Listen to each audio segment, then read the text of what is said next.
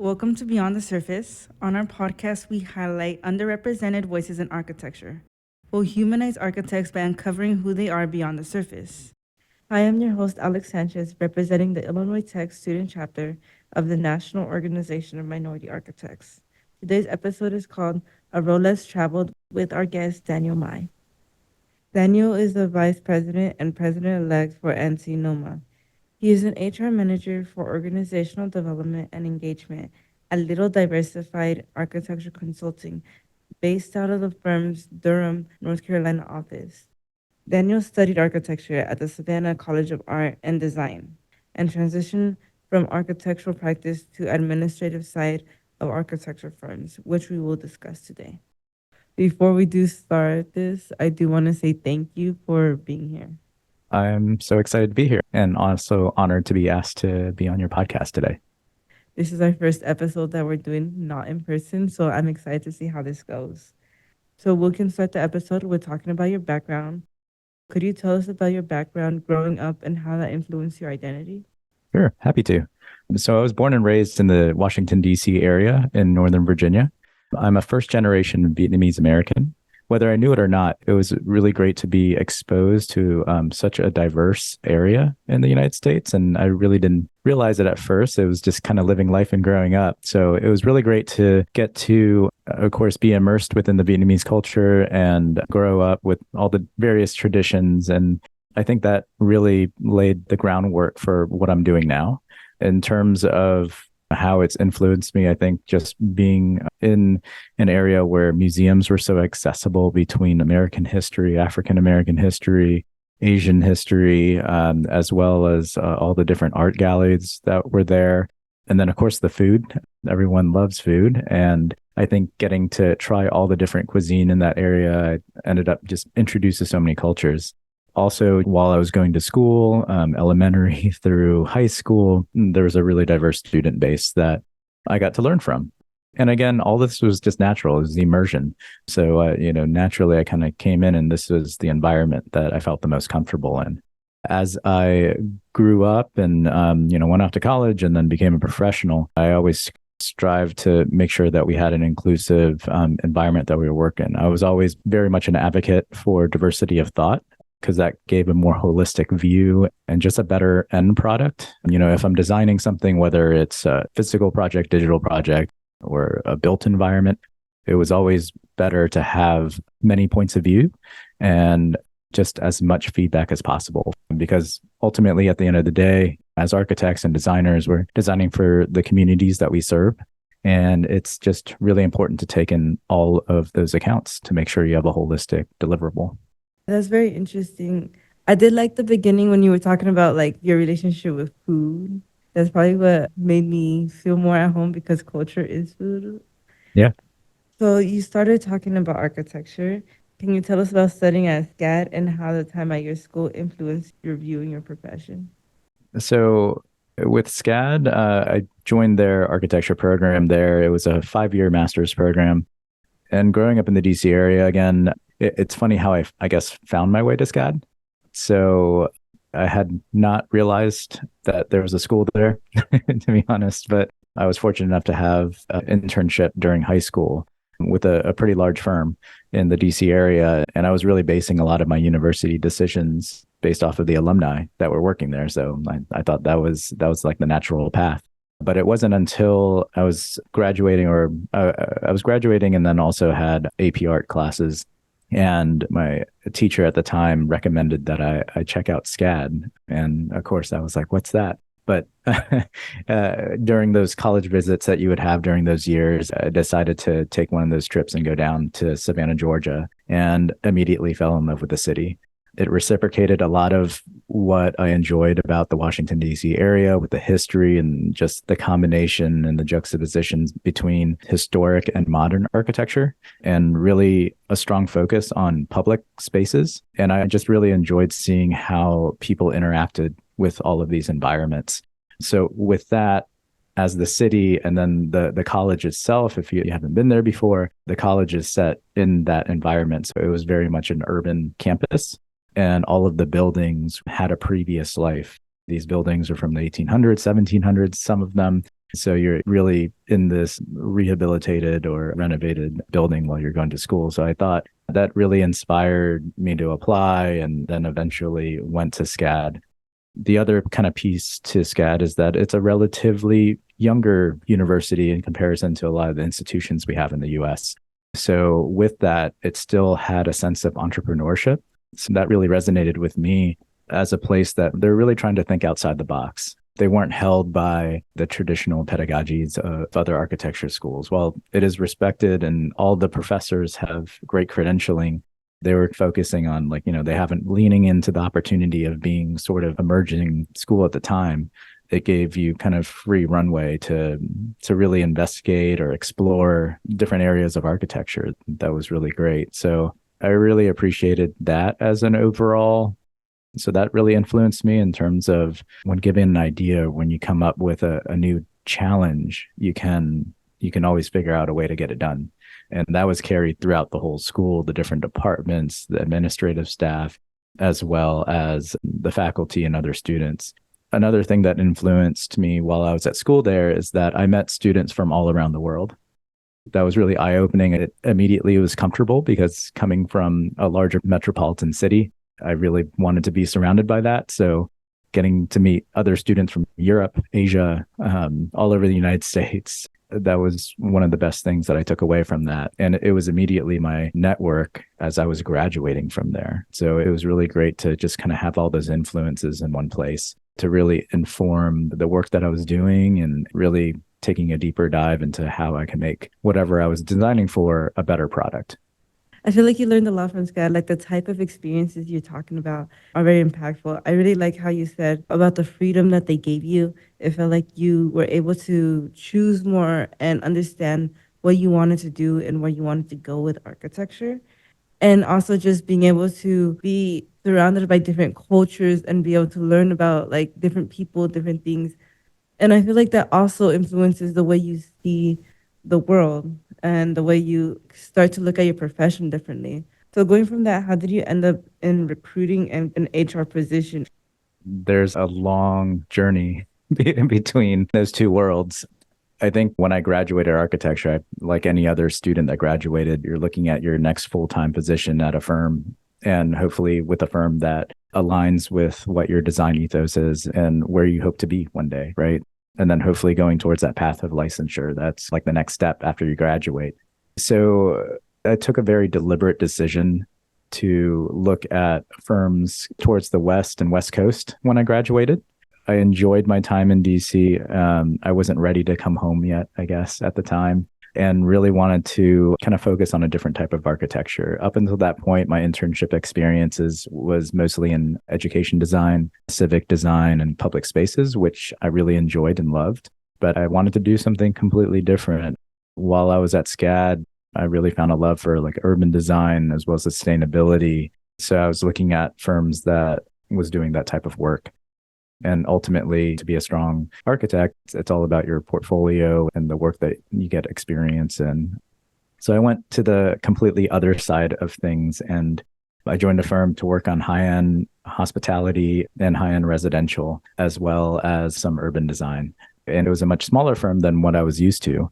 And that taught me a lot of things. I think you get to wear a lot of hats. When you work in a smaller firm, you kind of have to jump and take on new responsibilities that you wouldn't necessarily think that you would be covering in your first couple of years of full-time work. But it was a learning experience nonetheless. So from that point, I was kind of following the track. And at the time, it was collecting your IDP hours. It's AXP now. But I was just recording all my hours and kind of checking all the boxes on the path to licensure. That was my goal. And of course, you get many disruptors in life.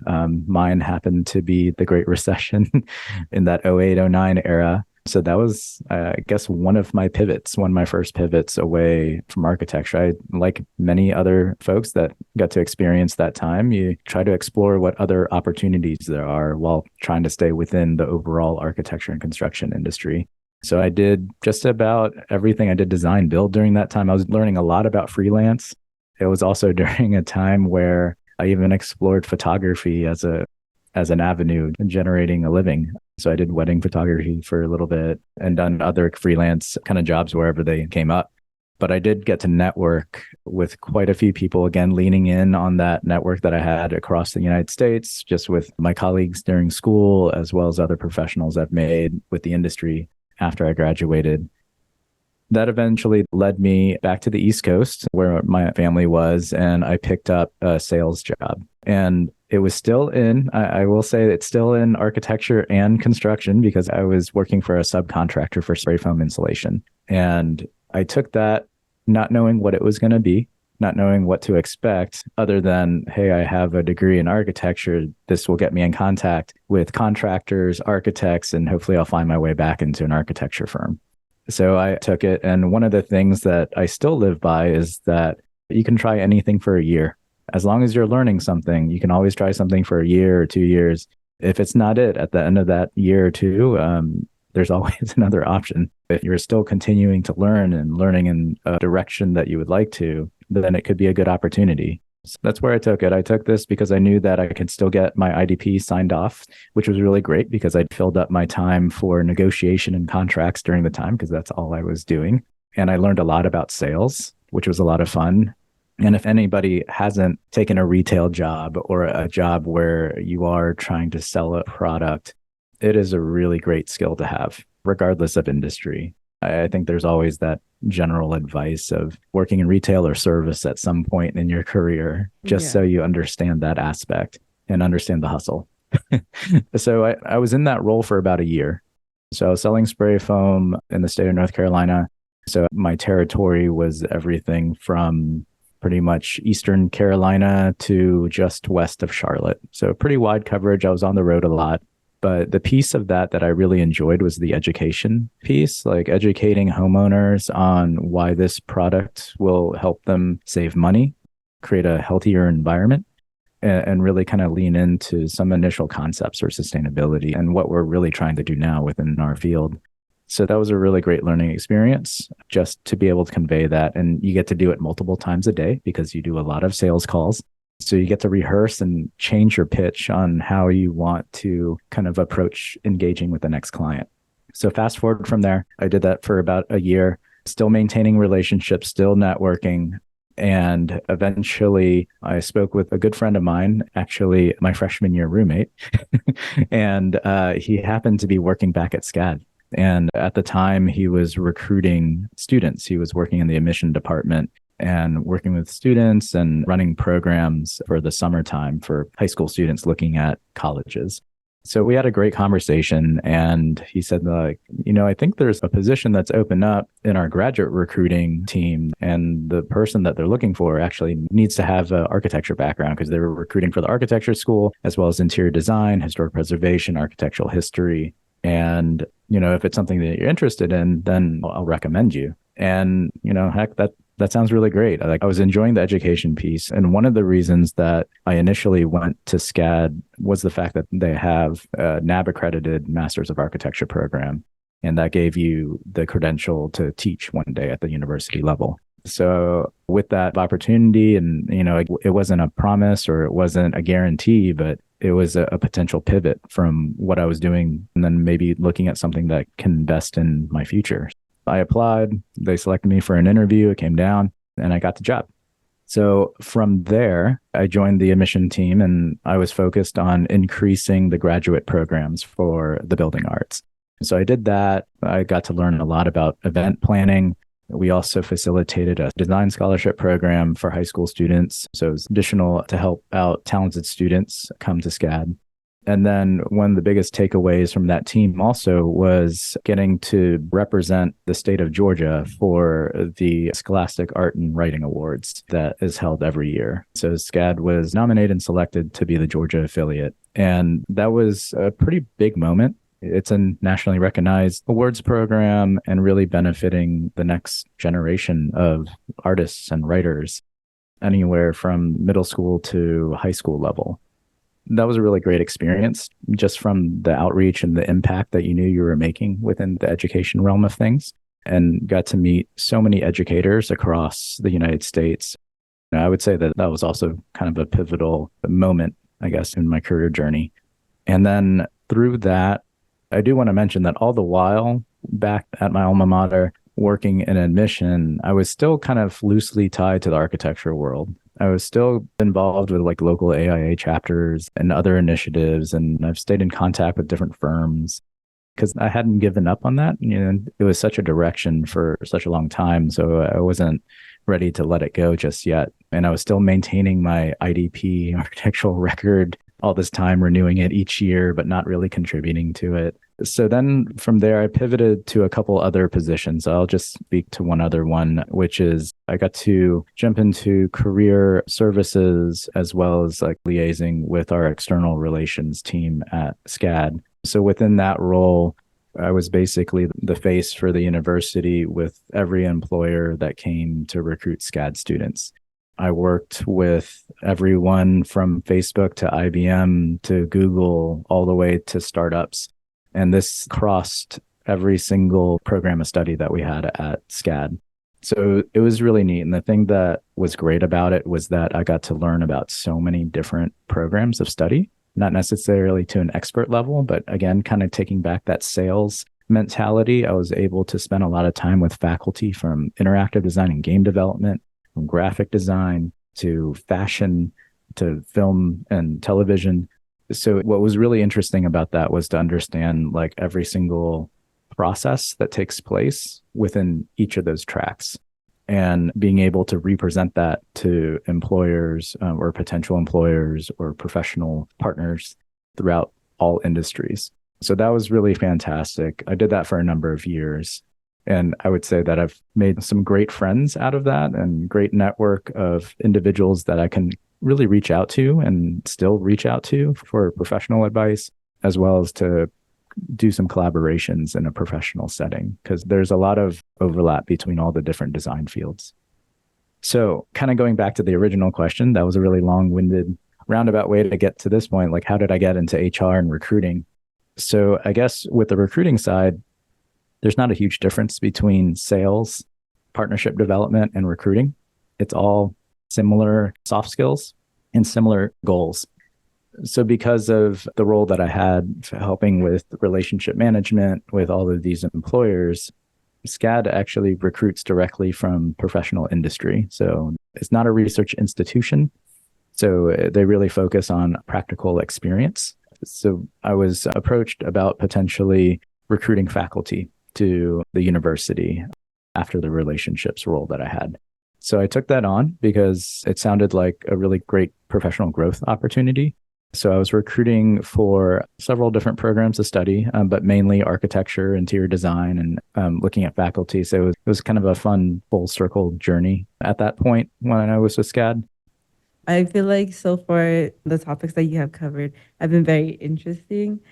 I do feel like in a sense, I can see where SCAD has related to you more personally because of the fact that when you were studying in SCAD, you were allowed to experience a lot. I feel like when you first went into your career, you started experiencing everything. You went to the West Coast, which is the opposite side of the US where you originally were from. So I feel like it's the fact that you were able to gather all these experiences, see what you like to do, go into photography, go into sales. I think the sales part is very interesting. You pointed out like some points about how it's a skill that everyone should have.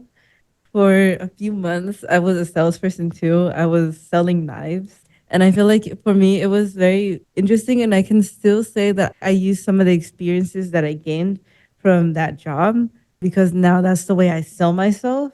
But I feel like that experience for you really shaped your career into like going into recruiting and going back to the school and also being around students and also helping bring students in, bringing faculty in. And I feel like that also just influenced who you are today. And I mean, I'll let you continue telling your story. Yeah. So after you were working at SCAD, what made you go back to an architecture firm? So after several conversations and really just feeling that I wanted to get more practical knowledge at this point. At this point, I was approaching 8 years at SCAD, and I felt like I learned a lot, but sometimes you just know when you have that feeling that you need to level up in another area. I'm also a planner, so I will share that I like to plan things out about 5 or 7 years out, and then also kind of reiterate that. as you go along and pivot depending on, the experience that you build. I felt like it was a great time to see how I can continue to grow. And that was when I usually found myself in these situations where there was something that needed to be developed or something that needs to be reestablished. I didn't notice that until I was almost 10 years into my career. And that's something that it was nice to be aware of that. So I've still maintained a lot of the relationships I had with architecture firms. And one of them reached out to me and we started having conversations because they were looking at starting a recruiting program. This wouldn't have come about if it wasn't for just, again, maintaining those relationships and keeping the conversation open and trying to understand what the needs are. So it was a great chance to pivot out of higher ed back into private practice. So when the opportunity came up to create a whole new recruiting program at an architecture firm, that was really exciting to me, to know that I can build something from scratch, that there was support behind that. Like who wouldn't want sort of that ability and that opportunity to do so. The opportunity itself, I was very excited about. The team was really great. Got to meet with multiple leaders within the organization to understand what their needs are, and kind of taking that and really kind of deep diving it. Again, it just seemed like a great opportunity to not pass up. So I joined a firm to start the recruiting program and develop a college recruiting program as well as their internship program. And I also had a passion in DEI.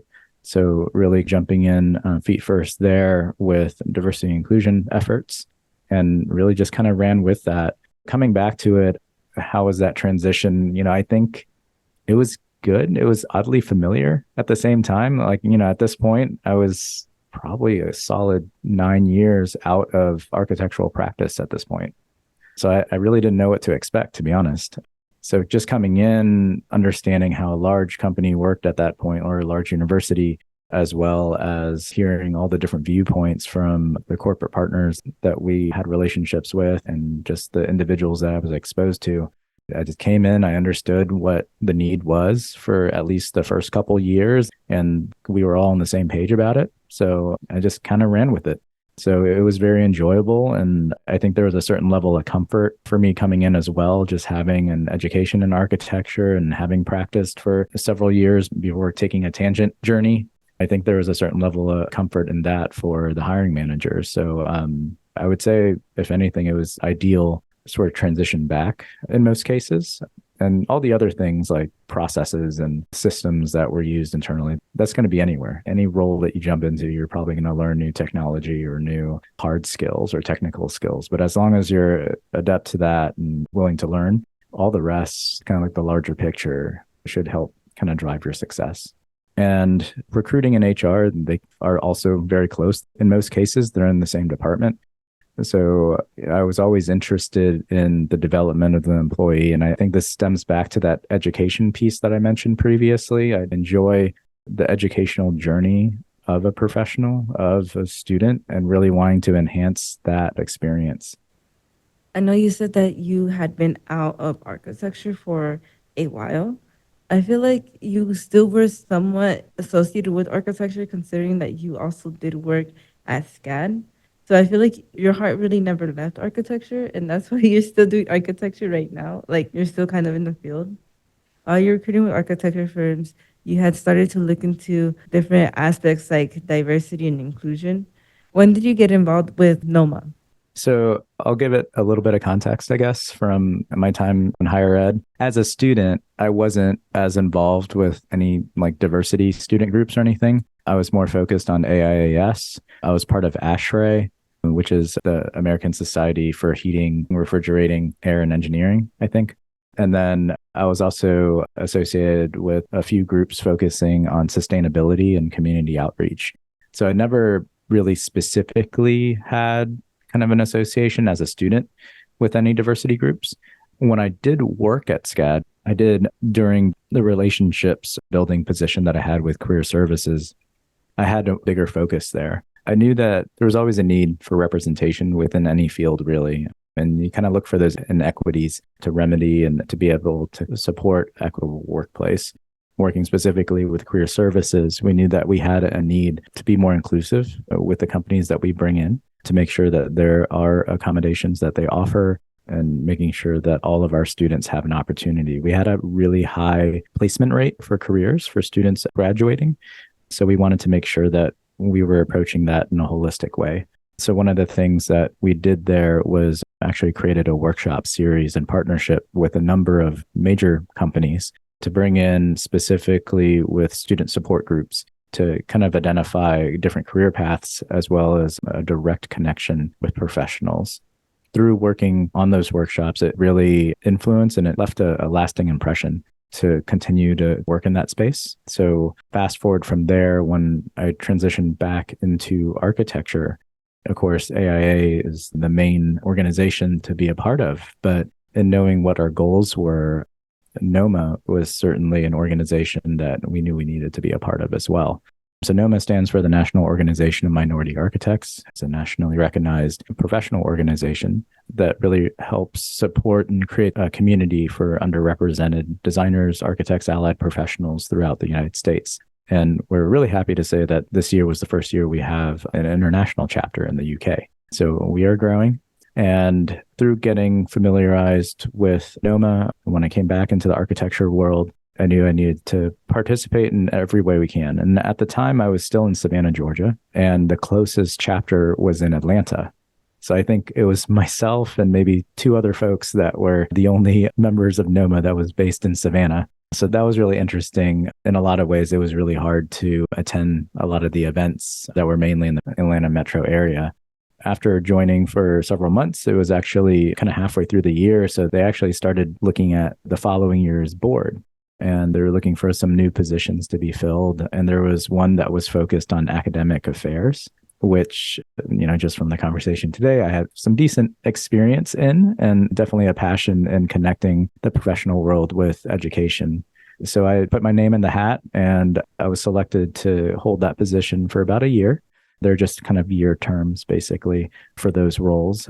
So I got to join the NOMA Atlanta board, who was a fantastic group of individuals, professionals that I still keep a really great relationship with today. And especially when we go to the annual conference, it's always great as a reunion to meet with all of these fantastic individuals that are just really doing all the hard work and really leading the charge in this space. From there, the previous firm that I was with, besides getting active participation in NOMA, we had internal initiatives that we were working on to increase inclusivity and diversity within our workplace. And at the time, I was also the main recruiter at the organization. So it really tailored the way we were marketing ourselves and marketing how we can increase diversity within our staff.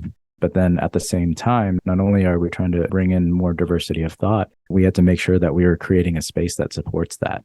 So during that time, I was working with a lot of our hiring managers as well as office leadership to really build the groundwork and sort of the support system to make sure that there's a good sustainable community once we've accomplished what we're doing on the recruiting side of things. And then also as part of it, it's being present. So it's being present for the different student chapters. It's being present for any initiatives that we have locally in the community. It was an interesting dynamic to be in. While I was serving on the board for Atlanta, I had to remember that my role with the firm was a firm-wide position, and they had offices throughout the whole Southeast. So making sure that there was an even spread, that we were offering support through each of the cities that we had offices in, it was a unique balance to try to always do. So during that time too, on the personal side, I did move up to the Raleigh, North Carolina area. And mainly it was just to get closer to family. That was the main reason why I ended up in North Carolina. So in 2021, we said bye to our home in Savannah of 9 years at that point to move up to the Raleigh-Durham area. And then more recently, I continued work with NOMA, and then I joined the NC NOMA chapter just because it made the most sense. I would probably have more impact locally here in the state of North Carolina. And they were actually looking for a secretary at the time, and put my name in the hat there since that's a higher level and there did need to be a vote behind it. So that was really enjoyable. I was honored that they selected me as secretary. I held that role for a little over a year.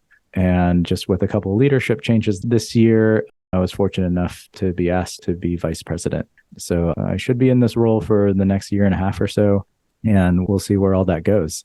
But it's been one of the best decisions that I've made in my professional career is to join the NOMA community, the relationships and the impact that we're making at the local level, as well as kind of seeing it go to the regional and national level is one of the most rewarding things that I got to be a part of.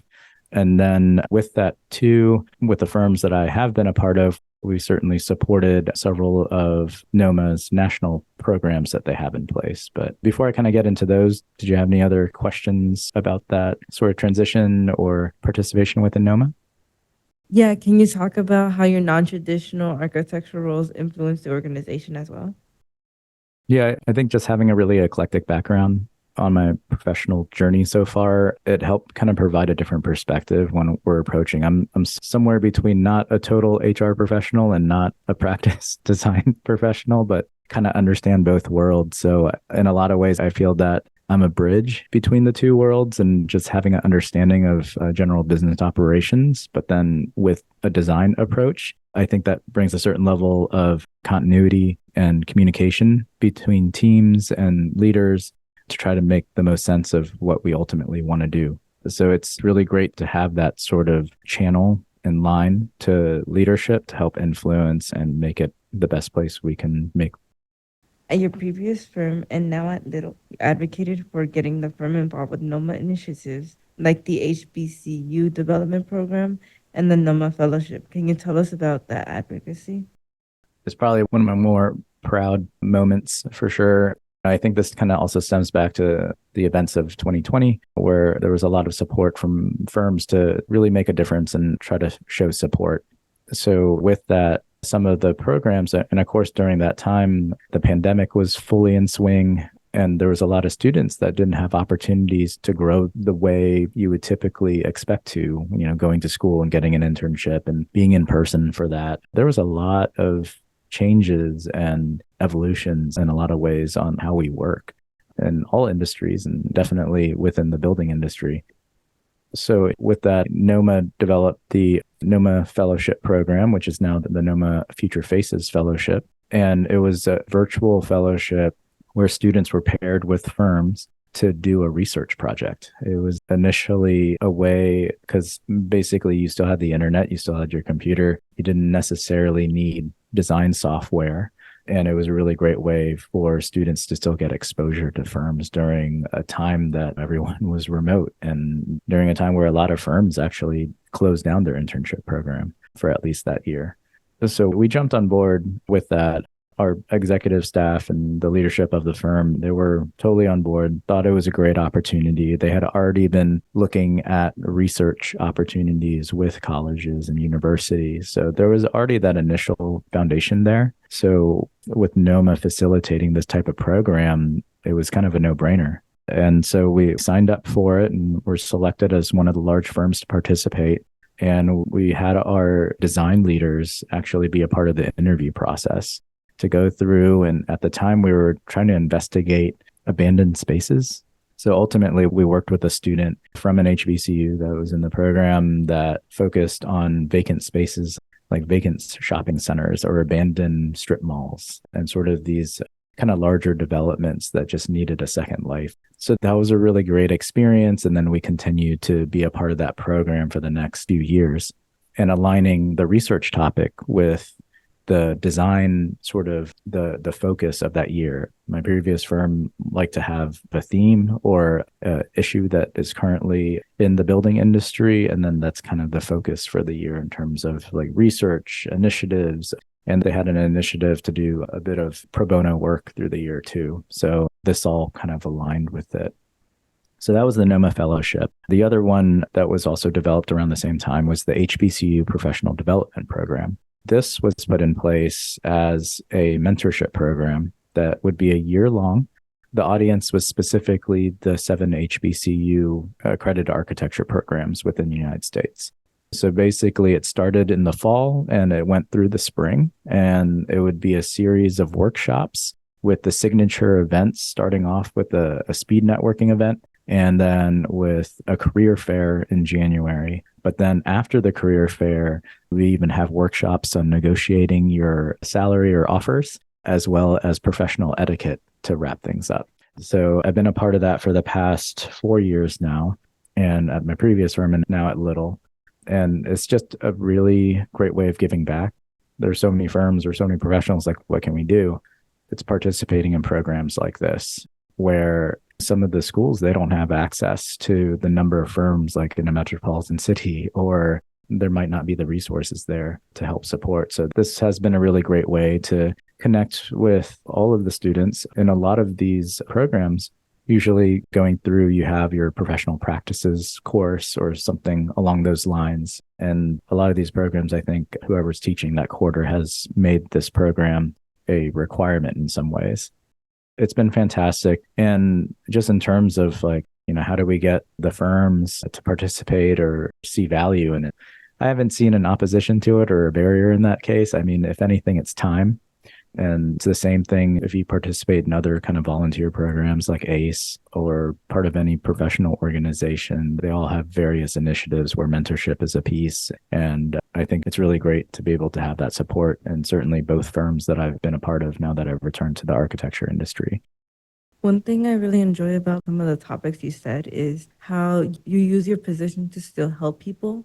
It seems like you have always been involved with like education and helping future designers. And I feel like in your positions with NOMA, you have still been able to do that. And I feel like honestly, you've also created your own community of people to also help influence students and future designers as well. So what advice do you have for people who love architecture but may not want to be in the traditional architecture practices? That's a really great question. And this was one that I was trying to meditate on leading up to today. And, honestly, I don't want to tell anyone how to run their lives or run their professional career. But I guess I'm going to go back to one of the points I made earlier in the conversation today about you can always try something for a year. But off of that, you want to make sure that you're always learning. It's kind of passe, but you want to be a continual learner. I think that's true. It's how you stay relevant. It's how you not get complacent within the roles that you're in. And that's really been my driving force. I never want to feel like I'm stalled out in an opportunity or a career. You always seek how you can make the best of the situation that you're in and really pivot to those opportunities that will help you stretch a little bit. I think that's really important to think about as you're approaching architecture, but then maybe you graduated and you work for a couple of years and feel like this is not what I thought it was, based on my education.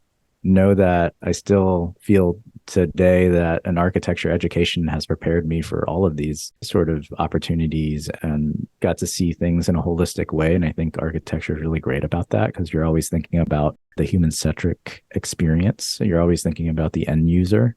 You should take that and run with it because that applies to so many different situations, like not only in the built environment, but it goes into the product development side or even digital interface with like the app that you're using to do whatever life thing. There's so many different avenues that you can take this, and kind of going back to that design process that you learn in studio and the multiple iterations of trying to solve a problem, that all applies. So I think if you know that you don't want to go into a traditional practice, and I've come across a lot of students that have gone this direction, especially over the last few years, those individuals are very entrepreneurial and they try to carve a niche for themselves. So I think as long as you're solving a problem, and it could be the simplest of problems, then you're using that design thinking to solve them. So yeah.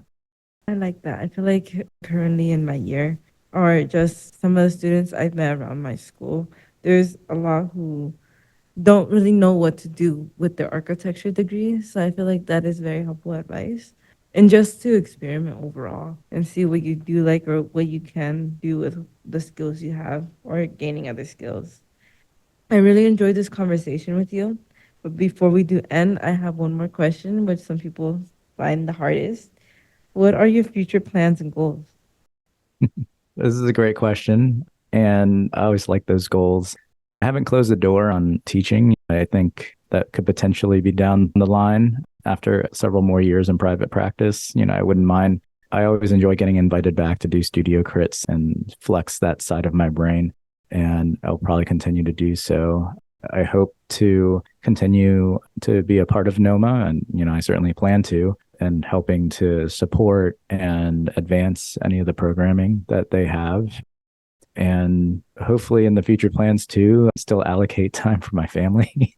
A lot of these like roles, especially within volunteerism, there is a sacrifice on both sides there. So I have two young kids, and I certainly continue to find ways to be a part of their lives for sure. And they'll always be driving the decisions that I make here on out. But yeah, just really continuing on the similar path and making sure that I'm advocating for the future of our industry and partnering with organizations that align with the same mission. I wish you the best in everything you do, and I hope you do become a teacher. And when you do, you can tell us all about your adventures then. I do want to thank you for being here today, and I really appreciate this conversation and for you taking the time out of your day to be able to do this. Yeah, absolutely. I'm happy to be here. Thanks for asking. I want to thank everyone for listening. We release our episodes monthly. You can find us on Spotify, Apple Podcasts, Amazon Music, and Google Podcasts. You can also follow us on Instagram at beyondthesurface_NOMAS IIT. I want to thank our producer, Caleb Kwok, the NOMAS IIT team, and WIIT for making this podcast possible. Thank you for listening to this episode of Beyond the Surface featuring Daniel Mai. Until next time, goodbye.